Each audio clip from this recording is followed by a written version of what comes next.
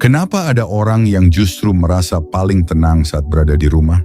Di saat banyak orang merasa hidup harus ramai, harus sering keluar, harus terlihat aktif. Ada sebagian orang yang justru merasa paling utuh ketika pintu tertutup, suasana hening, dan tidak ada tuntutan sosial yang menekan. Aneh? Atau justru ada sesuatu yang lebih dalam di balik itu?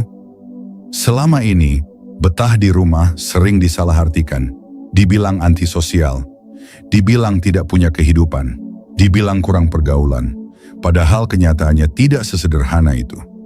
Betah di rumah bukan berarti gagal bersosialisasi. Betah di rumah bukan berarti takut dunia. Dan seringkali, betah di rumah adalah tanda kematangan batin. Dalam psikologi, tidak semua sistem saraf dirancang untuk stimulasi tinggi. Ada tipe kepribadian yang memang memulihkan energi dalam ruang tenang. Bagi mereka, keramaian bukan hiburan, tapi beban. Sedangkan kesunyian bukan kekosongan, tapi pemulihan. Dan menariknya, ini bukan hal baru. Marcus Aurelius, seorang kaisar Romawi yang memimpin di tengah tekanan besar, justru menulis refleksi terdalamnya dalam keheningan. Bukan di tengah sorotan, bukan di tengah tepuk tangan, tapi dalam ruang pribadi yang sunyi. Stoik percaya satu hal sederhana, namun kuat. Kekuatan sejati lahir dari penguasaan diri, bukan dari pengakuan sosial. Jadi mungkin, orang yang betah di rumah bukan sedang menghindari hidup. Mungkin mereka sedang mengelola dirinya. Di video ini, kita akan membahas 7 fakta psikologis yang jarang dibicarakan tentang orang yang betah di rumah. Dan kenapa itu bisa menjadi kekuatan tersembunyi yang tidak semua orang pahami. Pastikan kamu menonton sampai akhir, karena fakta terakhir seringkali menjadi titik balik cara seseorang melihat dirinya sendiri. Dan sebelum kita masuk ke fakta pertama, tekan tombol subscribe dan aktifkan notifikasinya. Agar kamu tidak ketinggalan video reflektif berikutnya tentang stoikisme, psikologi, dan perjalanan membangun kekuatan batin. Sekarang, kita mulai dari fakta pertama.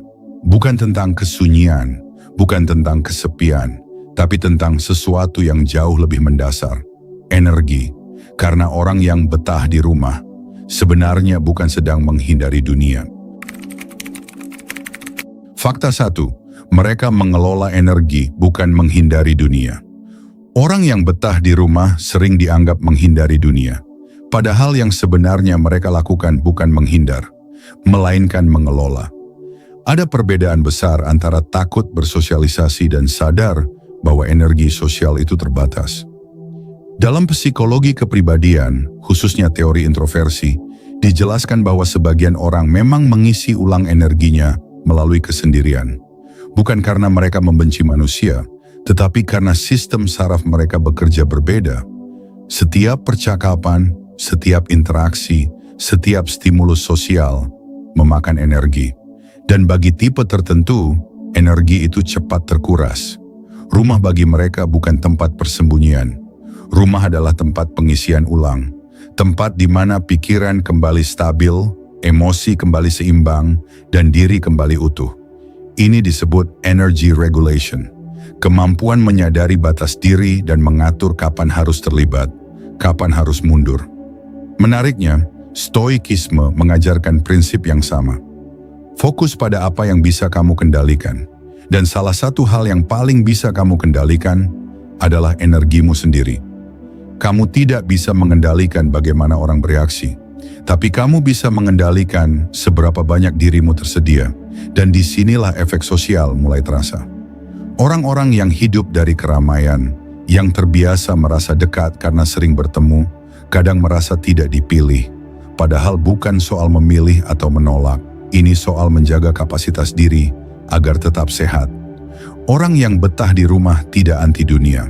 Mereka hanya tidak ingin habis sebelum waktunya. Namun ada alasan lain yang lebih dalam. Bukan hanya soal energi, tetapi soal bagaimana sistem saraf mereka merespons dunia luar. Fakta 2, sistem saraf mereka lebih sensitif terhadap stimulus. Bagi sebagian orang, keramaian itu menyenangkan. Bagi yang lain, keramaian itu melelahkan. Bukan karena mereka lemah, tetapi karena sistem saraf mereka lebih sensitif terhadap stimulus. Dalam psikologi dikenal istilah high sensitivity. Orang dengan sensitivitas tinggi memproses informasi lebih dalam. Suara lebih terasa keras, ekspresi orang lebih terbaca jelas. Perubahan suasana lebih cepat tertangkap. Masalahnya bukan pada dunia luar, masalahnya adalah jumlah input yang masuk terlalu banyak dalam waktu singkat. Dan ketika itu terjadi, otak bisa mengalami overstimulation. Tubuh merespons dengan menaikkan kadar kortisol, hormon stres. Detak jantung meningkat, pikiran terasa penuh, energi mental cepat turun. Inilah sebabnya, setelah berada di tempat ramai, sebagian orang butuh waktu sendiri untuk pulih. Rumah menjadi ruang regulasi sistem saraf. Lingkungan yang tenang membantu tubuh menurunkan ketegangan, emosi kembali stabil, pikiran kembali jernih. Jadi ketika seseorang memilih tinggal di rumah, itu tidak selalu berarti menghindari sosial. Seringkali itu adalah bentuk perawatan diri, cara cerdas untuk menjaga keseimbangan internal. Dan menariknya, orang dengan sensitivitas seperti ini sering memiliki satu hal yang sangat kuat. Dunia batin yang dalam, pikiran yang reflektif, kesadaran diri yang tajam. Fakta 3, mereka memiliki dunia batin yang aktif. Ada orang yang merasa bosan ketika sendirian, tapi ada juga yang justru merasa hidup saat sunyi. Orang yang betah di rumah seringkali bukan pasif. Mereka berpikir, menganalisis, merefleksikan pengalaman yang baru saja terjadi. Di luar mungkin mereka terlihat tenang, tapi di dalam pikirannya aktif. Dalam psikologi, ini disebut metacognition, kemampuan untuk berpikir tentang pikiran sendiri. Bukan sekadar bereaksi, tetapi mengamati reaksi itu. Bukan sekadar merasa, tetapi memahami kenapa ia merasa seperti itu. Orang seperti ini menikmati refleksi. Sebagian menulis jurnal, sebagian berbicara dengan dirinya sendiri dalam diam. Sebagian melakukan evaluasi kecil setiap malam tanpa disadari. Dan ini bukan kebiasaan sepele, ini latihan kekuatan mental. Marcus Aurelius, seorang kaisar dengan kekuasaan besar, tidak mencari kejernihan di tengah sorakan publik. Ia menulis refleksinya dalam keheningan. Ia mengaudit pikirannya sendiri. Ia melatih dirinya melalui sunyi. Bagi Stoik, refleksi adalah cara membangun keteguhan batin. Karena orang yang mengenal pikirannya lebih sulit dikendalikan oleh keadaan. Itulah sebabnya orang yang betah di rumah sering memiliki kedalaman yang tidak terlihat. Mereka tidak selalu banyak bicara, tapi ketika berbicara, ada isi. Bagi mereka, sunyi bukan kosong. Sunyi itu penuh, dan kedalaman itu membawa konsekuensi. Karena semakin dalam seseorang memahami dirinya, semakin selektif ia memilih siapa yang boleh masuk ke dalam hidupnya. Fakta 4. Mereka lebih selektif dalam relasi. Orang yang betah di rumah sering disalahpahami sebagai tidak suka bersosialisasi. Padahal kenyataannya berbeda. Mereka bukan anti manusia, mereka hanya tidak tertarik pada hubungan yang dangkal. Bagi mereka, waktu dan energi adalah sesuatu yang berharga. Dan tidak semua percakapan layak diikuti. Tidak semua undangan perlu diterima. Tidak semua kedekatan harus dipertahankan. Dalam psikologi, ini berkaitan dengan secure attachment. Orang dengan pola keterikatan yang sehat tidak takut sendiri. Mereka tidak membutuhkan keramaian untuk merasa utuh. Mereka tidak panik ketika lingkaran mengecil, karena rasa aman mereka tidak bergantung pada jumlah orang yang hadir, tetapi pada kualitas hubungan yang nyata. Itulah sebabnya, orang yang betah di rumah seringkali memiliki circle yang kecil. Namun di dalamnya ada kedalaman, kepercayaan, dan kejujuran. Mereka lebih memilih satu percakapan yang bermakna daripada 10 interaksi yang kosong. Secara sosial, ini bisa terasa seperti menjauh, padahal yang terjadi adalah penyaringan alami. Lingkaran mungkin mengecil, tapi kualitasnya naik. Dan ketika seseorang tidak lagi hidup untuk diterima semua orang, ia juga tidak lagi bergantung pada pengakuan. Fakta 5. Mereka tidak tergantung validasi sosial. Ada satu hal yang sering tidak terlihat dari orang yang betah di rumah. Mereka tidak terlalu sibuk mencari penonton. Rumah membebaskan mereka dari sorotan. Tidak ada tuntutan untuk tampil. Tidak ada dorongan untuk terus memperbarui hidup agar terlihat menarik. Dalam ilmu saraf, validasi sosial berkaitan dengan dopamin. Setiap pujian, setiap perhatian memberi lonjakan rasa senang yang cepat, lalu hilang. Karena itu banyak orang tanpa sadar terjebak dalam approval loop, mencari pengakuan lagi dan lagi agar tetap merasa cukup. Namun orang yang nyaman di rumah perlahan keluar dari pola itu. Mereka tidak lagi menggantungkan harga diri pada reaksi orang lain. Makna mulai datang dari dalam, bukan dari luar. Dalam Stoikisme, ini disebut autarkeia, kecukupan dari dalam diri. Ketika seseorang tidak lagi hidup dari tepuk tangan, ia menjadi jauh lebih stabil, lebih tenang, lebih bebas. Dan di titik inilah kalimat ini terasa benar. Mereka tidak sepi, mereka merdeka. Namun kebebasan ini bukan akhir dari perjalanan. Karena seringkali rumah bukan hanya tempat beristirahat, melainkan tempat membangun versi diri yang lebih kuat. Fakta 6. Mereka sedang membangun versi diri yang lebih stabil.